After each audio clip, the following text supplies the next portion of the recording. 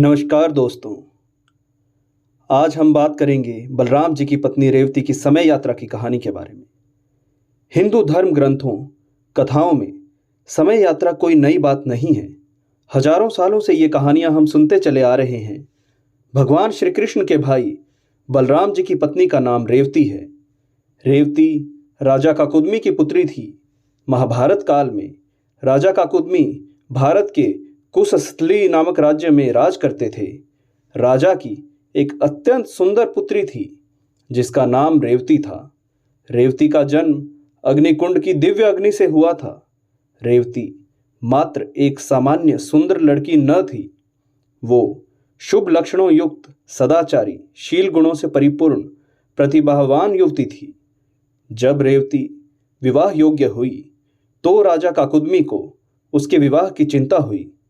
अपनी असाधारण कन्या के लिए कोई भी वर उन्हें उपयुक्त न लगता था। अतः राजा काकुदमी ने अपनी कन्या रेवती के साथ ब्रह्मलोक जाने का निश्चय किया। उन्हें आशा थी कि परमपिता ब्रह्मा ही स्वयं रेवती के लिए कोई सुयोग्य वर बता सकते हैं। जब राजा काकुदमी ब्रह्मलोक पहुंचे तो ब्रह्मा जी की सभा में गंधर्वों द्वारा नृत्य संगीत की प्रस्तुति हो रही थी। राजा काकुदमी ने विचार किया कि इस कार्यक्रम के समाप्त होने के बाद ब्रह्मा जी से वो अपनी आशा प्रकट करेंगे। कार्यक्रम समाप्त होने के बाद राजा काकुदमी ब्रह्मा जी के समक्ष पहुंचे, उन्हें झुककर प्रणाम किया और उनसे अपने आने का कारण व्यक्त किया। साथ ही राजा ने कुछ संभावित वरों की एक सूची भी ब्रह्मदेव को दी। ब्रह्मा जी उनकी बात और वह सूची देखकर हंसने लगे। ब्रह्मदेव बोले, हे राजन, समय की गति अद्भुत होती है। ब्रह्मांड के अलग अलग स्थानों में समय की गति अलग अलग होती है। जितनी देर आपने ब्रह्मलोक में प्रतीक्षा की और समय व्यतीत किया, उतने समय में पृथ्वी पर 27 युग बीत चुके हैं। अब ये सूची किसी काम की नहीं, क्योंकि ये सभी वर तो पृथ्वी पर वर्षों पूर्व मर चुके हैं। इसके बाद ब्रह्मदेव बोले, हे राजन, अब आप पिता पुत्री ही शेष बचे हो। पृथ्वी पर आपका राजपाट, धन परिवार, मित्रगण, सेना, धन संपत्ति भी कभी के नष्ट हो चुके हैं।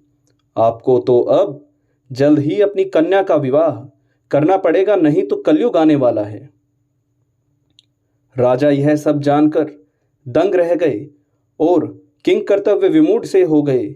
तब ब्रह्मा जी ने उन्हें दिलासा दिया और बताया कि इस समय पृथ्वी पर स्वयं जगत पालन करता भगवान विष्णु, कृष्ण और बलराम के रूप में विद्यमान हैं। ब्रह्मदेव ने कहा कि आपकी कन्या रेवती के लिए बलराम जी ही सबसे उपयुक्त वर हैं। इसके पश्चात राजा काकुदमी कन्या रेवती के साथ पृथ्वी पर आ गए। पृथ्वी पर आकर उन्हें महान आश्चर्य हुआ। उनके अनुसार तो उन्हें आने जाने में केवल कुछ समय ही लगा था, लेकिन अब तो पूरी पृथ्वी का स्वरूप ही बदल चुका है।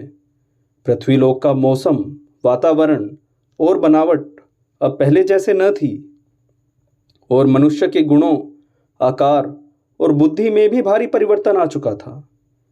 इस विषय में भगवत पुराण में वर्णन है। अब पृथ्वी पर पहले के समान जीव जंतु, जानवर और पेड़ पौधे न थे। वर्तमान में तो सभी का आकार पहले से काफी कम हो गया था। मनुष्य भी अब पहले जैसे शक्तिशाली और दीर्घकाया के न थे। साथ ही उनके बुद्धि और आध्यात्मिकता का भी काफी ह्रास हो चुका है। राजा काकुदमी अब बिना देर किए रेवती के साथ बलराम जी से मिलने पहुंचे और उन्हें सब बातों से अवगत कराया।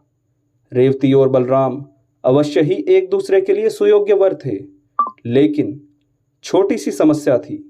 रेवती पूर्व युग में पैदा होने के कारण आकार में बलराम जी से बहुत लंबी और विशालकाय थीं। बलराम जी ने इसका भी समाधान निकाल दिया। उन्होंने अपना हल उठाया, जो कि उनका प्रमुख अस्त्र है। बलराम जी ने अपने दिव्य हल से राजकुमारी रेवती के सिर और कंधों को स्पर्श कराया। क्षण भर में ही रेवती का आकार घटकर बलराम जी के लिए उपयुक्त आकार में हो गया। इसके पश्चात श्री बलराम और रेवती विवाह विधि पूर्वक संपन्न हुआ और वो पति पत्नी के बंधन में बंध गए। ये पौराणिक समय यात्रा की कहानी एक आश्चर्यजनक प्रमाण है कि हमारे पूर्वज समय काल यात्रा से अनभिज्ञ न थे। ब्रह्मलोक में समय पृथ्वी की अपेक्षा धीमी गति से बढ़ता था। कहा भी गया है कि ब्रह्मा जी का एक दिन और रात 2 कल्प के बराबर होता है और 2 कल्प करीब 8 करोड़ वर्ष के बराबर होता है।